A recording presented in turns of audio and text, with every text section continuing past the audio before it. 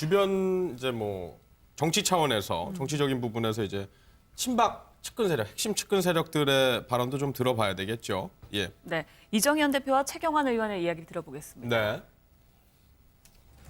큰 잘못을 했습니다.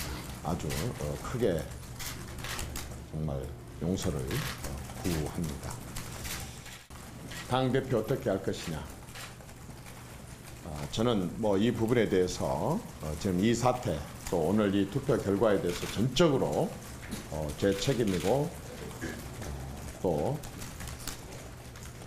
제가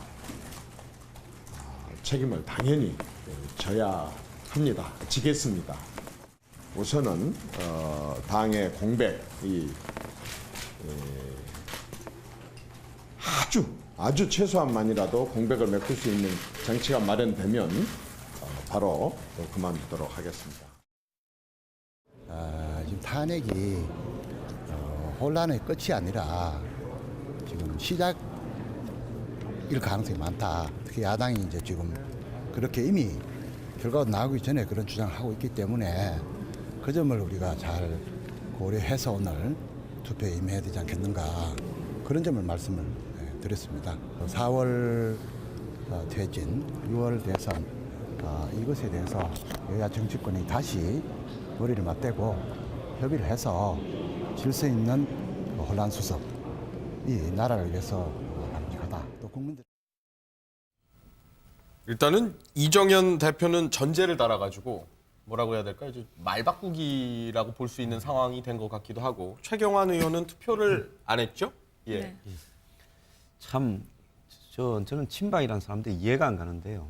어제 저 정도가 됐으면 그래서는 안 되지만 투표장에서 노무현 대통령 탄핵 투표를 할 때는 명패가 날아가고 신발이 날아가고 뭐 함이 깨지고 별일이 다 벌어졌지 않습니까? 그리고 막 투표를 안 한다든지. 근데 어제 같은 경우에 최경환 의원 혼자 퇴장하고 당의 의원의 절반이 찬성해 버렸습니다. 누구 하나 항변할 수 있는 분위기까지도 안 왔어요. 그러면 어제 직전까지 왜 제대로 된 반성을 하지 않고 제대로 된 청산을 하려고 하지 않았는가? 사실은 친박의 핵심이라는 분들 중에 이 국정농단에, 최순실의 국정농단에 또 대통령의 그 개입에 공범이거나 조력자거나 수능자거나 관망자 요 딱 네 종류로 구분할 수 있을 것 같아요. 상당한 공범들도 있죠. 이런 사람들이 어제 저렇게 통과되고 나면 오늘 해야 될 말은 정계 은퇴입니다. 첫째는 정계 은퇴해야 된다는 거고요. 두 번째는 당직이나 이런 부분들은 오늘 그냥 지도부는 해산해야 되는 겁니다. 그게 자신들이 모시던 대통령에 대한 최소한의 예의고 의리기도 하지 않습니까? 저 뭡니까? 저 당을 가지고 더 버텨가지고 또 뭘 어떻게 해보겠다. 정말 사람이 죽을 때 잘 죽어야 돼요. 뭐 할 말도 없습니다. 저런 사람들은. 네. 네. 예, 최소한의 공백을 메울 수 있는 장치. 그게 뭐 제도적인 걸 말하는 걸까요? 아니면 뭐 정치적인 걸 말하는 걸까요? 아마도 이제 지금 못 박은 날짜가 21일로 못 예, 박았었는데 네. 지금 저 이야기를 들어보면 사실은 최소한의 어떤 제도적인 장치가 마련되지 않으면 본인은 사퇴하지 않겠다라는 그 네. 말로 좀 바꿔 들릴 것 같습니다. 그런데 이제 최소한의 어떤 장치가 어떤 것인지는 모르겠지만 아마도 이제 어떻게 보면 새누리당 그 비대위 구성을 예. 지금 가지고 있는 비상시국 그 회의에 넘기지는 않겠다라는 어떤 그런 생각을 좀 가지고 있는 것이 아닌가 네. 생각이 듭니다. 지금 뭐 이정현 대표 같은 경우에는 이 지금 탄핵 정국에 오게 된 어떤 그러한 어떤 핵심적인 인물이기 때문에 아까 뭐 황 소장님께서 말씀하신 대로 어떻게 보면은 이 당직 사퇴가 아니라 대표직 사퇴가 아니라 바로 정계 은퇴를 하는 게 맞다라는 그런 생각이 들고 거기에 더해서 또 사실은 이정현 대표 같은 경우에는 국민들이 요구하는 게 따로 있습니다. 본인이 스스로 탄핵이 있으면 뜨거운 장을 지지겠다라는 이야기를 했기 때문에 사실은 어제부터 정말 온라인상이나 네티즌들 이야기하는 것들 보면 네. 본인의 이야기를 어떻게 보면 실천하라라고 이야기를 하고 있습니다. 그리고 이제 지금 최경환 의원 같은 경우에는 탄핵 이후가 오히려 더 혼란스러울 것이다라고 이야기를 했는데 사실은 많은 국민들이 그걸 걱정한 것은 사실입니다. 예, 예. 그런데 지금 탄핵 이후에 1시간 만에 162명의 야당 그 의원들이 전부 다 그 신청을 해가지고 임시회를 소집을 요구를 했습니다. 그래서 지금까지 이 탄핵 정국 때문에 못했던 어떤 그런 현안들이나 법안들을 심리하고 통과를 시키겠다라고 지금 하고 있기 때문에 물론 이제 야 3당이 언제 또 이렇게 또 결별을 하고 그럴지는 모르겠지만 지금 현재로서는 탄핵 이후의 전국도 상당히 안정적으로 좀 국정 공백을 메우는 쪽으로 흘러가고 있는 것이 아닌가 생각이 듭니다. 네. 네, 황 소장님 같은 경우에는 정계 은퇴를 해야 된다라고까지 말을 했는데 친박계에서는요. 아직 최소 57명은 있다. 무조건 내놓으라는 거, 당권 내놓으라는 건 말이 안 된다. 당권 생각부터 하고 있거든요. 네. 그러니까 이런 사태가 벌어졌는데 우리 친박계는 어떻게 할 것인가 이게 머릿속에 꽉 차 있는 거 아닌가 싶어서 조금 유감이기도 한데요. 예. 이정현 대표의 말을 보면 말 자체가 굉장히 앞뒤가 말이 맞지가 않아요. 왜냐하면 책임지겠다고 얘기했잖아요. 지금 이 사태에 대해서 책임지겠다고 하면 앞서 말씀 나왔던 것처럼 정계 은퇴를 선언하든 아니면은 대표직을 내려놓든 어떤 방식으로든 책임지겠다고 하는 표현을 해야 되잖아요. 근데 책임지겠다고 하면서 당의 공백을 최소화하기 위해서 그걸 메울 수 있는 장치를 뭐 만드는 걸 하겠다 이렇게 얘기를 하고 있습니다. 그러니까 책임지는 것하고 이후에 뭔가 계속 유지하는 것을 두 개를 병치시켜서 나란히 같이 놓고 지금 얘기를 하고 있는데요. 어제 이제 나왔던 얘기 중에 하나가 정진석 원내대표하고 동반 퇴진하지 나 먼저 퇴진하지는 않겠다는 얘기도 나왔다고 합니다. 그러니까 같이 퇴진해야지 정진석 원내대표 중립 성향의 원내대표한테 만약에 그 지도부 권한을 넘겨주면은 그러면은 우리는 또 권력을 잃어버리게 될 것이다. 친박계가 어디로 갈 데가 없다. 이런 판단을 한다는 것으로 보이고요. 또 비대위를 구성하는 데 있어서도 비대위를 구성하자고 지금 요구하고 있는 것으로 보입니다. 아마 그 메울 수 있는 장치라고 하는 게 비대위 구성 문제를 얘기하는 거 아닌가 싶은데요. 비대위 구성할 때도 친박계 지분을 그대로 가져가서 비대위 구성하겠다 이렇게 얘기하고 있는 것으로 보입니다. 그러니까 한마디로 정리를 하자면 친박계는 당에서 떠날 생각도 전혀 없고 책임질 생각도 없다. 그냥 이 자리에서 친박계는 계속 머무르겠다 이런 것이고요. 네. 만약에 비박계가 당을 나갈 거면 비박계가 당을 뛰쳐서 나가라. 뭐 이런 얘기를 하고 있는 것으로 보입니다. 네. 네. 근데 황영철 의원 같은 경우에는 헌집을 빨리 이제 허물게 머무르던 사람들은 나가야 된다라고 얘기를 했거든요. 최소한의 장치인데요. 무엇이 최소한인지, 무엇이 최소한이냐라고 물을 수밖에 없는데 지금 대통령은 탄핵당했기 때문에 대통령의 성적표는 나왔습니다. 그렇다면 새누리당의 또 성적표는 따로 확인을 해봐야 되는 것이거든요. 이 기간 동안에 탄핵 정국 기간 동안에 이 새누리당의 텃밭이라고 하는 대구 경북에서도 더불어민주당이 제1당입니다. 그리고 부산, 울산, 경남도 더불어민주당이 1당이고요. 이 당 대표의 지역구가 있는 호남은 새누리당의 지지율이 2%입니다. 그렇다면 지금의 이러한 추락한 지지율, 그래서 이 충청에서도 10% 지지율이기 때문에 반 총장이 들어오는 길만도 쉽지 않게 만들어버린 최소한의 장치가 아니라 지지층들이 이 지지율 결과를 보고 해석을 한다면 최대한의 책임이 필요한 최소한의 장치가 아니라 최대한의 책임이 필요한 시점으로 보여집니다. 네, 뭐 강경한 주장도 좀 있었습니다만 어쨌든 방점은 새누리당은 당권 투쟁의 탄핵이라는 뭐 불행한 헌정사라는 평가도 있는데 어찌됐든 당권 투쟁에 되게 골몰할 것 같다라는 분위기가 감지되고 있다라는 말씀이신 것 같아요. 근데 또 이제 야당은 그럼 또 잘하고 있냐라고 봤을 때는 뭐 양비론으로 비춰질 수도 있겠습니다만은 대권 선명성 레이스를 이제 벌이는 것 같아요. 이제는 대선이다. 이런 생각이 더 가속화되는 느낌입니다. 야당은요, 이제 이 시간 이후에 어떤 뭐 황교안 총리 체제에 대한 흔들기 이런 부분에 이렇게 몰두하면서 그다음에 이 자신들이 대권으로 가기 위한 유리한 환경을 조성하려한다 하는 이런 부분들을 국민들 앞에 또 노출시킬 거예요. 그러면서 결국은 그들이 그러면 잘못하게 되면 그러려고 탄핵을 갖다가 그렇게 했나라는 비판에 몰입될 수 있고요. 네. 또 촛불 민심이나 이런 부분을 잘못 해석을 해서 그 부분을 갖다가 계속 끌고 가면서 그걸 자신에게 유리하게 만들기 위해서 점점 대중들, 길거리 대중들의 강경 노선을 말하는 것이 대중들이 나를 지지하는 것이다. 이렇게 착시 현상을 보여줄 수 있습니다. 예. 그것이 지금 이재명 후보가 올라가는 부분에 대해서 다른 후보들이 자극을 받으면서 나도 점점 세게 이야기를 해야 되겠다. 그래서 야당 전체가 대선 국면에서 이 센 경쟁을 할 수가 있어요. 그런데 그것은 야권 내부의 지지자들 간에는 그럴 수 있지만 전체 국민을 이렇게 지지를 받는 데서 대통령을 탄핵했다고 해서 야권이 점점 강경 노선으로 치달을 때 그래 그것이 합리적인 어떤 아젠다나 컨텐츠 싸움이 되지 못할 때 그러면 중도나 우쪽에 있는 국민들은 그런 야권들을 지지할 수 있겠는가에 대한 우려가 발생할 수 있겠죠.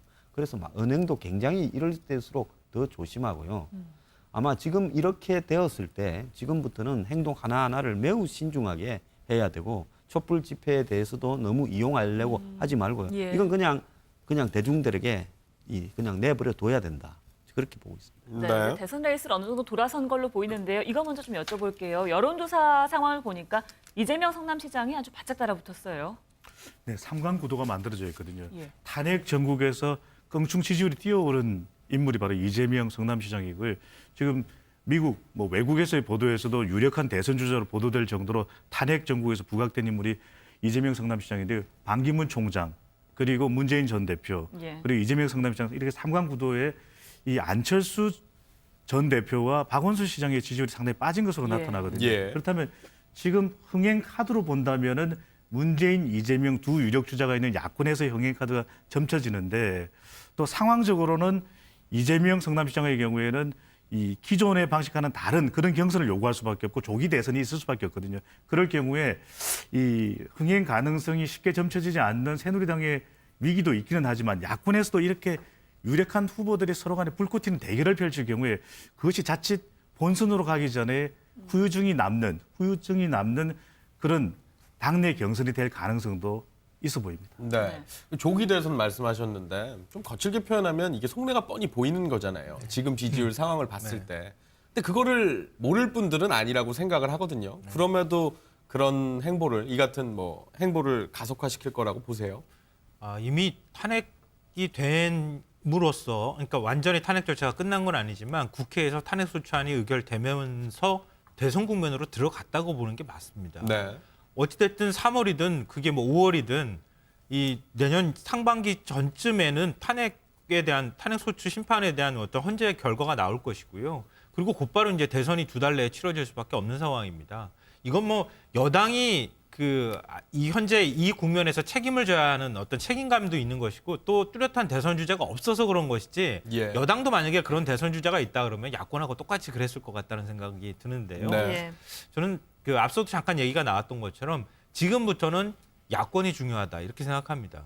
이미 집권 여당은 박근혜 대통령과 함께 같이 책임을 질 수밖에 없는 상황이 됐고요. 여기서 어떻게 지금 당을 쪼개느냐 이거는 그 차후의 문제고 지금부터는 야당이 어떻게 행동하느냐에 따라서 국정의 방향도 달라지고 야당에 대한 평가도 달라지고 정치권 전체에 대한 평가도 달라질 수 있습니다. 그렇기 때문에 야당이 지금 이 시점에서 먼저 내가 뭔가를 해보겠다고 앞서거나 대선 주자들이 먼저 뭔가를 던지고 나가거나 이렇게 하는 건 대단히 위험한 거라고 생각됩니다. 예. 일단 국민들의 분노한 이 여론들을 어떻게 보듬어 안을 것인가 이 부분에 대한 고민을 해야 될 것으로 보고요. 그리고 지금 민생이 어떤 처지나 어떤 상황에 있는지를 먼저 챙기고 뛰어가야 된다고 봅니다.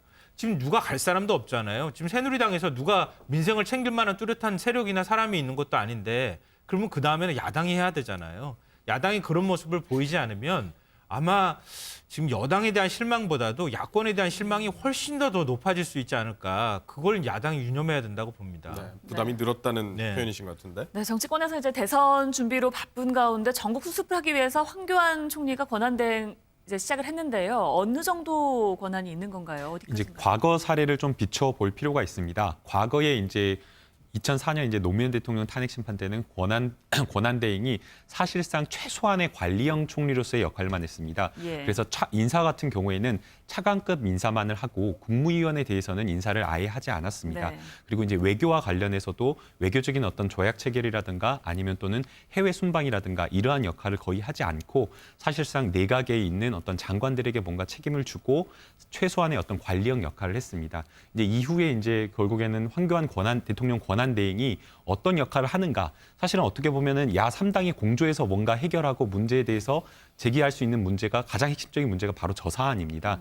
황교안 국무총리가 어떠한 역할을 할 것인가? 예. 그래서 지금 어제 바로 탄핵 가결한 이후에 추미애 대표라든가 아니면은 박지원 원내대표라든지 전부 다 한마디를 했습니다.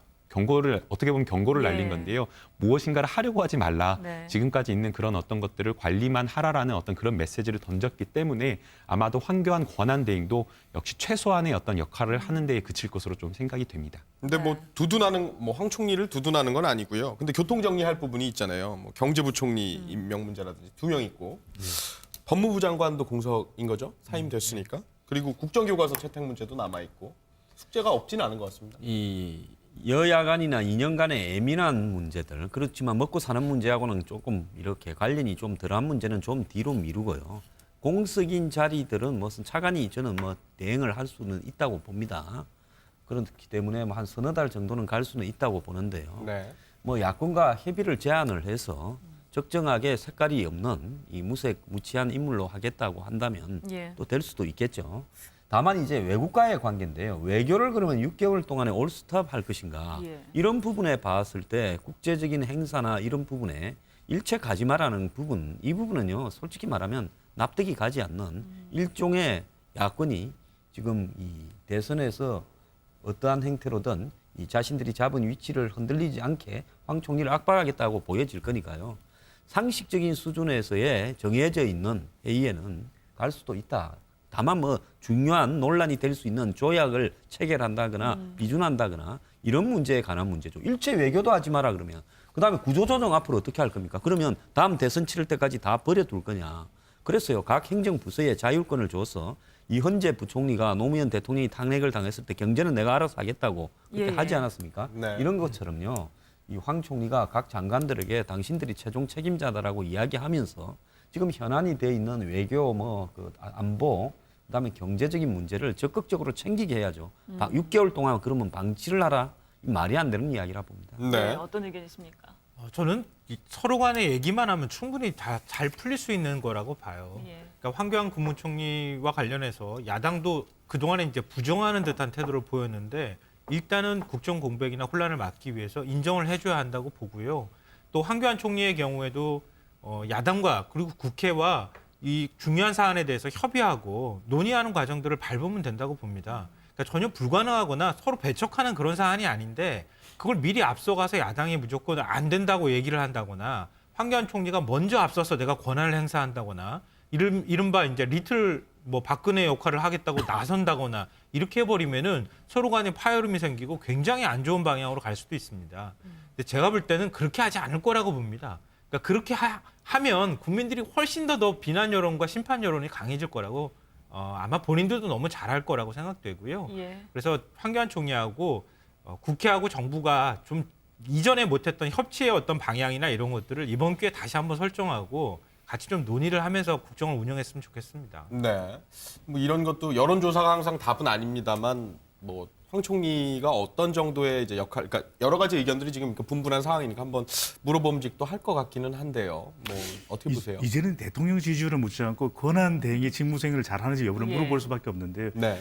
이 국무총리도 법무부 장관을 지내서 여러 가지 또 이슈에 관련됐었던 황교안 권한 대행이기 때문에 국민들의 이 만족도가 여태까지 나온 것은 비교적 높지는 않은 편입니다. 하지만 이제 권한 대행이라는 것은 또 다른 차원이기 때문에 앞으로의 또 여론을 지켜봐야 될 텐데 이 어려운 길을 걸어갈 가능성도 상당히 있어 보입니다. 왜냐하면은 인사, 외교, 안보 또 국정 교과서 같은 중요 이슈에 대해서 상당한 논란이 또 될 수밖에 없거든요. 그래서 임명적인 국무총리 권한 대행이 뭐 선출직도 아닌데 얼마만큼 또 감당할 수 있을지 여부 그리고 또 이 대통령이 아직 완전히 거치가 정리된 것이 아니기 때문에 대통령과의 관계 때문에라도 여러 가지 또 의혹이 일 수밖에 없는 부분이 있거든요. 또 마지막으로는 이 차기 대통령 선거를 관리하는 입장이기 때문에 유력한 대선 후보들이 상당히 많은 영향력을 여론을 통해서 가해올 가능성이 높습니다. 그렇다면 비교적 임기 초반기에 있었던 2004년에 고건 전 총리와는 상당히 다를 수밖에 없다. 예. 그래서 어려운 길을 가는 황교안 권한대행 그렇기 때문에 국민과의 또 소통이 중요합니다. 지금과는 달리 상당히 자주 국민들에게 언론을 통해서 대국민 메시지를 전달하며 설명하는 그런 황교안 권한대행이라야만 제대로 진행되는 것이 수행하는 것이 가능해 보입니다. 네. 네. 책임이 막중해 보입니다. 자, 오늘 말씀 여기까지 듣겠습니다. 고맙습니다. 그렇습니다.